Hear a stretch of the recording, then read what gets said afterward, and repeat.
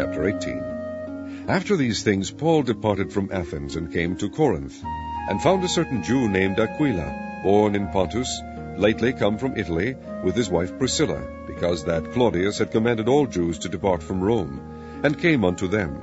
And because he was of the same craft, he abode with them, and wrought, for by their occupation they were tent-makers.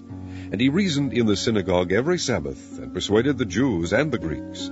And when Silas and Timotheus were come from Macedonia, Paul was pressed in the Spirit, and testified to the Jews that Jesus was Christ. And when they opposed themselves and blasphemed, he shook his raiment, and said unto them, Your blood be upon your own heads, I am clean. From henceforth I will go unto the Gentiles. And he departed thence, and entered into a certain man's house, named Justus, one that worshipped God, whose house joined hard to the synagogue. And Crispus, the chief ruler of the synagogue, believed on the Lord with all his house, and many of the Corinthians hearing believed, and were baptized. Then spake the Lord to Paul in the night by a vision. Be not afraid, but speak, and hold not thy peace, for I am with thee, and no man shall set on thee to hurt thee, for I have much people in this city. And he continued there 1 year and 6 months, teaching the word of God among them. And when Gallio was the deputy of Achaia, the Jews made insurrection with one accord against Paul, and brought him to the judgment seat, saying, This fellow persuadeth men to worship God contrary to the law. And when Paul was now about to open his mouth, Gallio said unto the Jews, If it were a matter of wrong or wicked lewdness, O ye Jews, reason would that I should bear with you. But if it be a question of words and names, and of your law, look ye to it, for I will be no judge of such matters. And he drave them from the judgment seat. Then all the Greeks took Sosthenes, the chief ruler of the synagogue, and beat him before the judgment seat. And Gallio cared for none of those things.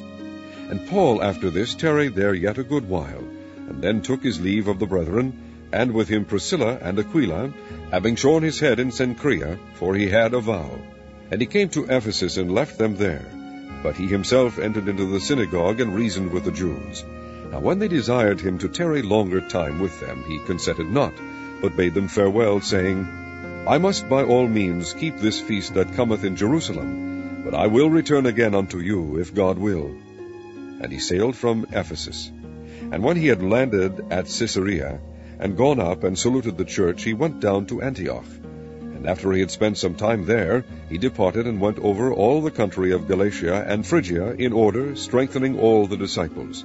And a certain Jew named Apollos, born at Alexandria, an eloquent man, and mighty in the Scriptures, came to Ephesus.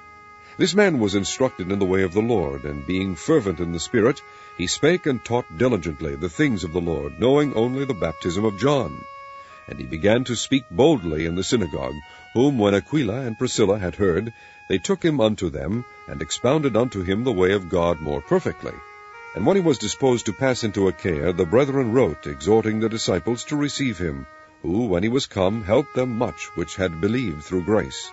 For he mightily convinced the Jews, and that publicly, shewing by the Scriptures that Jesus was Christ.